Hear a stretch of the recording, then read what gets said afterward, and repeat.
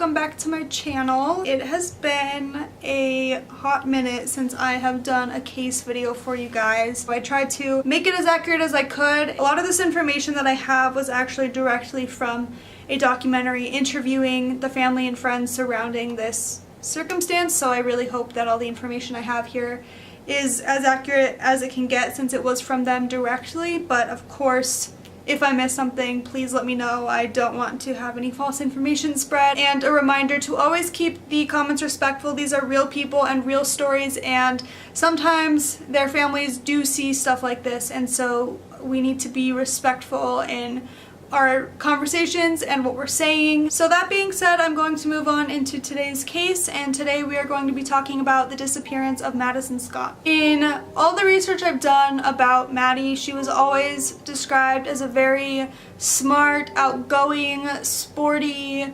fun girl who loved to spend her time outside. She especially enjoyed riding her dirt bikes, just getting out and being with friends, and she was and is very, very loved by her entire community. Maddie went missing in 2011 when she decided to attend a birthday party.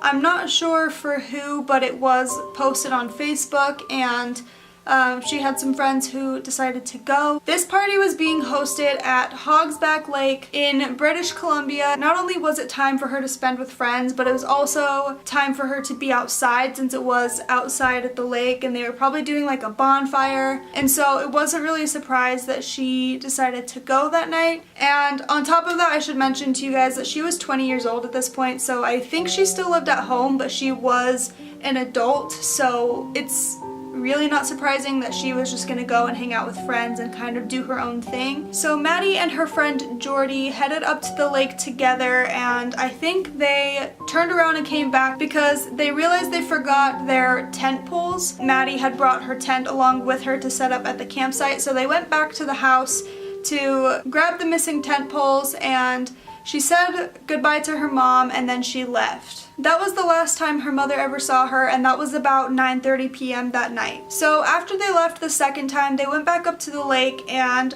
her and Jordy set up their tent that they brought, and I think after that, Jordy said that the girls, I don't know if it was just them or if it was all the girls at the campsite, went out to find firewood for the fire that night, and then when they came back, there were more people there who had arrived for the party. At that point, they said that there was some people that they didn't even know. They weren't friends with anybody that was there, and they were kind of a rowdy bunch of people that showed up out of nowhere. They didn't really know who they were. I think total there was around 50 people at this get-together or birthday party. So as the night went on, everybody started drinking and everybody was getting a little bit intoxicated, and Jordy had said that she fell into the fire that they had going on there, and I'm not really sure. I think she might have been pushed and kind of brushed against the fire. I haven't seen that she had any serious injuries from that as well, so I don't think that she did, but I do think that it kind of upset her because after that she decided that she wanted to go home. On top of being drunk, I just think that she decided it wasn't a good situation for her to stay there, and she just wanted to go home, maybe be in her own space in her own bed, because she was upset after everything that happened. And as I already said, Maddie had brought her tent, so she had the intention of staying there. She said that Maddie tried to get her to stay when she told her she was going to go home, and that she was already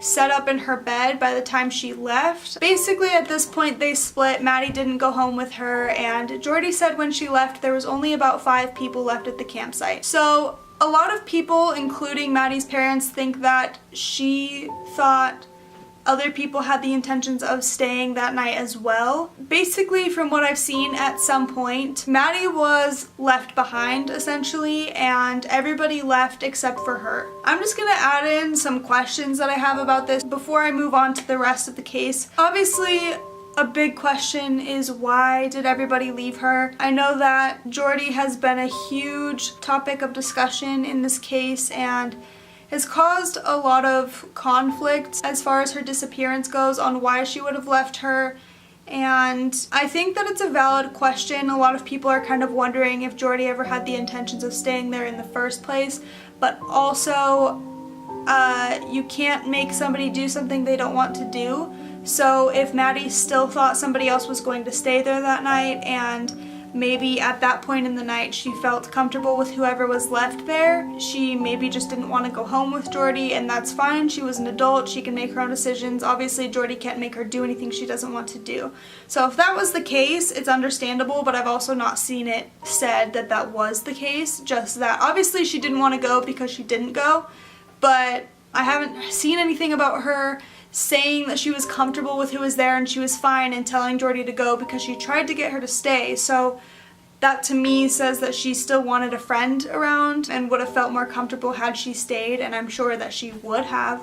But it's kind of just like a back and forth, like there's questions on both sides of that argument. But another big one for me is I'm wondering why Maddie didn't leave. So she's obviously an experienced camper. She knows her way around that area. She loves the outdoors. I'm sure that this was nothing new to her. She also was smart, and she did drive herself that night. Her truck was still at the campsite. So if she drove herself, one of my questions is just, obviously this is not something that anybody can really answer, but I'm just confused because as a woman, probably the good majority of us are very careful as to what situations we put ourselves into. We have to be a lot more careful than men do, and a lot of men know that as well. So even if she was experienced, it's still dangerous for her to be out there by herself or out there with people she doesn't really know. To her credit, I just feel like she would have known that that was maybe a dangerous situation to leave herself in and to stay there. I guess it just strikes me as odd that she would choose to stay out there by herself. But the next morning, Jordy returned to the campsite to,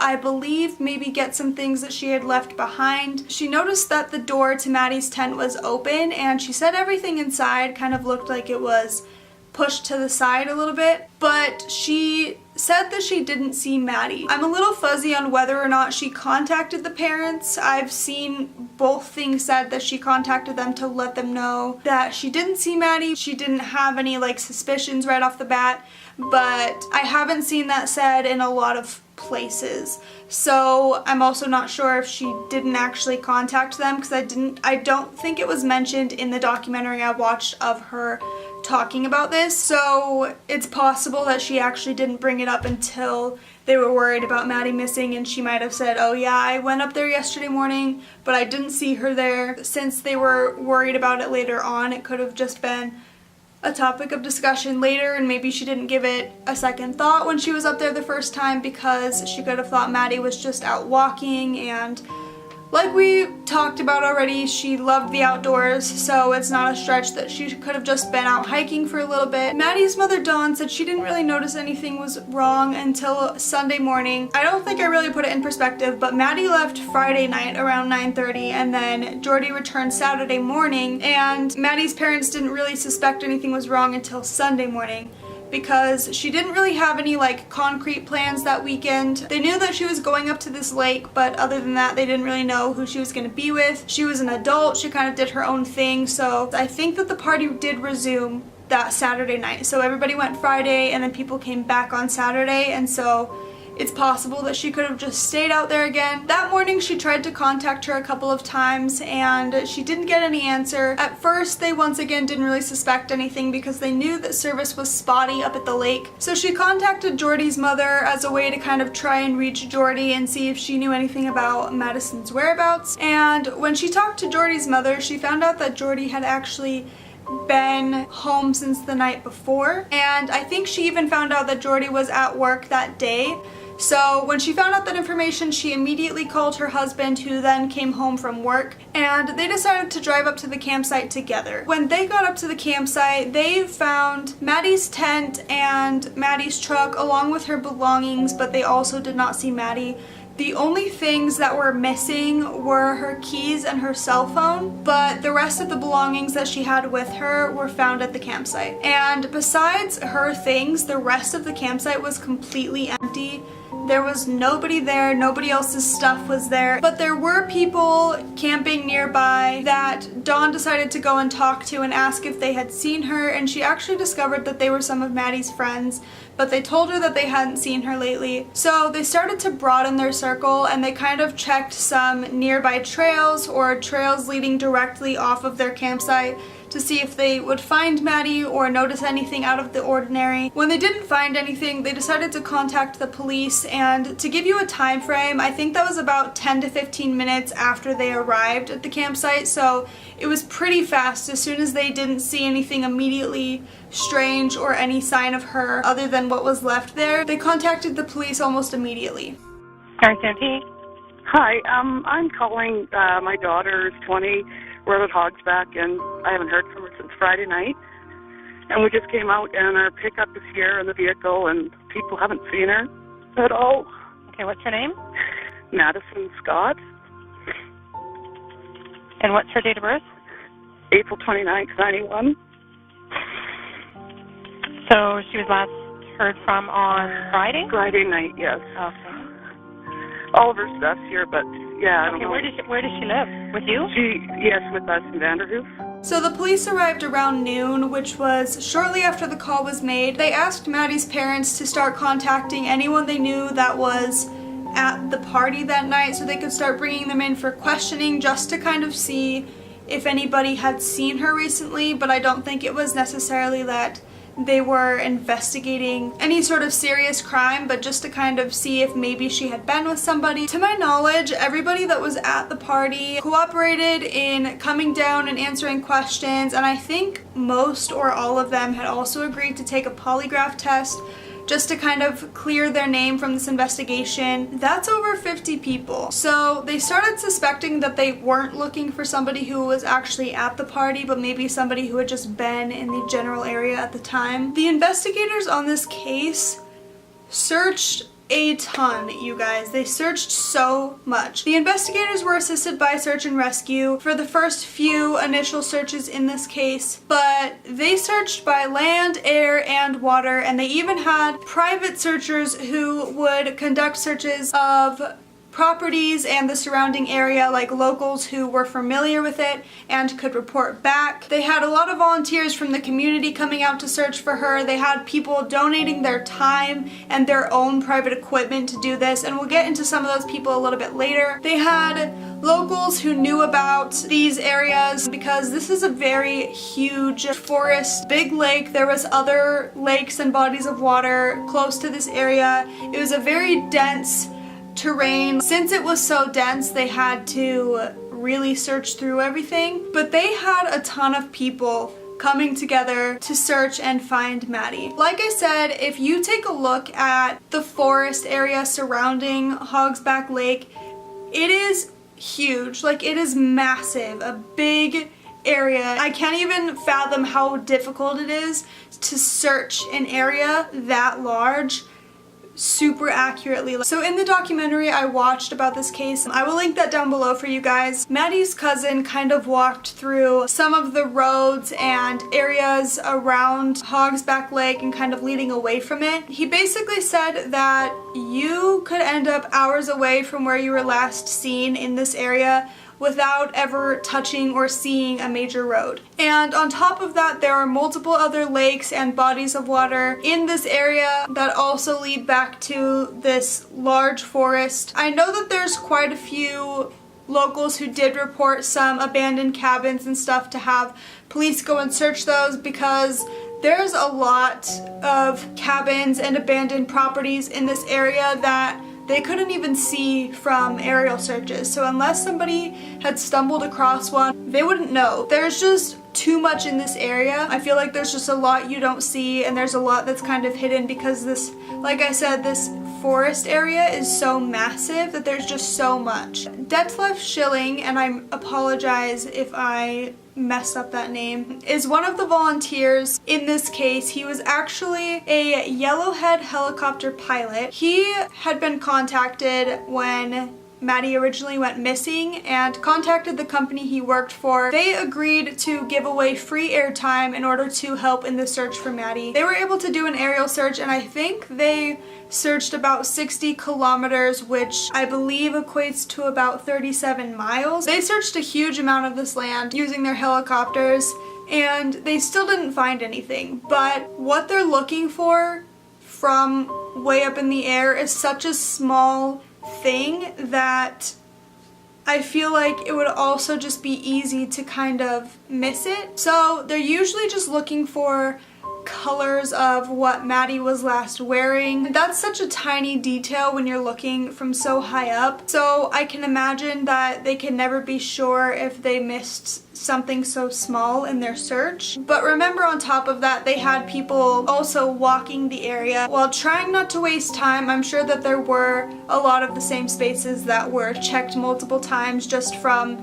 the air and also from the land, and people who had maybe stumbled across the same area that somebody else had already checked. So Len Funk is also another volunteer in this case. He was somebody that Maddie had previously worked for, and as soon as he heard that she was missing, he decided to take his boat out to the lake and use a side scanning sonar. To my understanding, that basically creates a shadow behind the objects it sees to kind of give a more accurate and clear picture to Len, to kind of help him realize what it is seeing, but it doesn't scan underneath the boat, it just scans out to the sides. I believe he spent about 10 hours of his own time on the water trying to search for Maddie. Maddie's parents had also mentioned that their relationship with the police department and the investigators during this time was really amazing. They always tried to keep them in the loop as best they can, but everything that they could give them, they would do their best to kind of update the family. The community plastered her posters everywhere, on cars. Everybody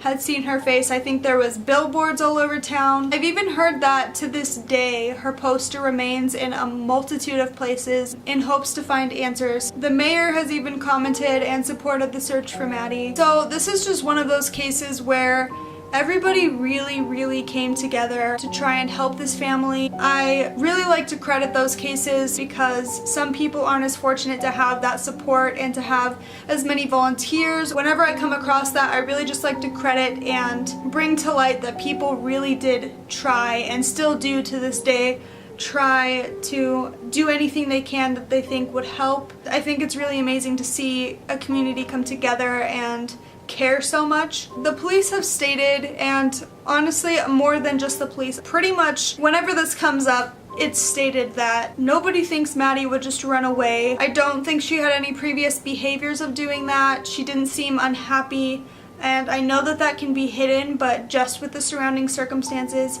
and every person bringing to light that there's just no obvious reason as to why she would have run away. It's just believed that there was either someone or something that is or was stopping her from returning back to her family, and they have continued searching for her. I did join the Help Find Maddie, I don't remember the exact title, but there is a Facebook group, and I joined specifically to find out if, in the documentary they talked about a poker run, I think is what it's called. Hold on, let me see. Oh, a poker ride, I'm sorry. I wasn't super familiar with what this is. Some of you may have heard of it before, but they organized one in her name. You can walk, or you can ride some ATVs, or you can ride horses, but they go back out to the area where she went missing, and they do this every single year. And I joined the Facebook group to see if it was still going, and I saw a picture. I will post it on the screen somewhere,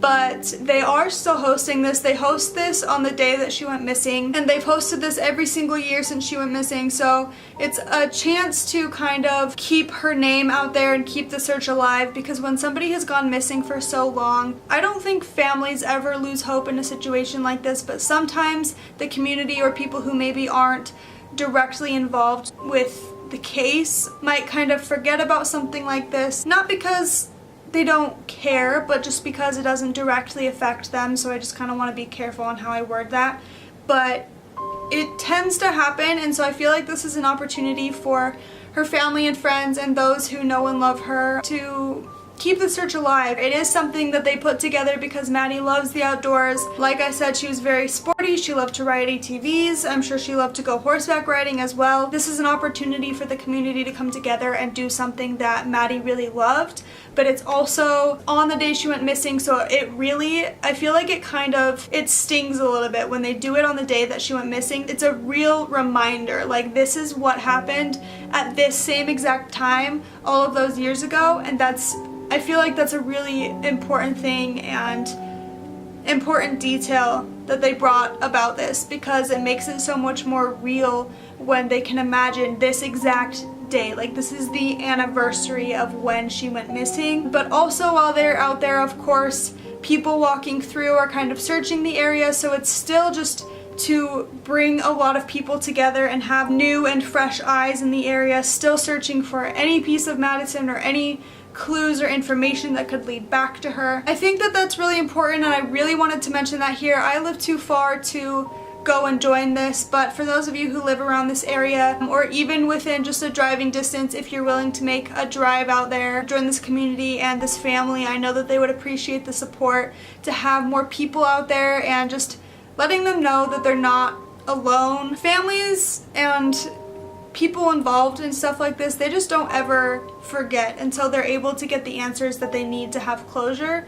And so I feel like it's really important for them to understand that people are still seeing this and people still know about it and they still care and they're willing to go out there and support them and just be there with them on that day. I'm sure that even after all this time, it's not easy. It's just a reminder for them that they still don't have answers and they still don't have Maddie. They still don't understand or know what happened that day that she went missing. I just really wanted to let everybody know, because I know for a fact I have some viewers out in Canada. I don't know how close to British Columbia you would be, but if you are close and are willing to go out there and support this family, I'm sure that it would be appreciated. And if anybody does attend, let me know. I, again, am too far to attend, but I would love to be updated on how that goes. I usually get to the theories about this point, but I will tell you guys I haven't run across much on this case, to be honest. In this case, the theories are basically just ones you would come up with just by hearing the facts on the case, which is somebody who wasn't at the party but was in the area, maybe watching, was involved.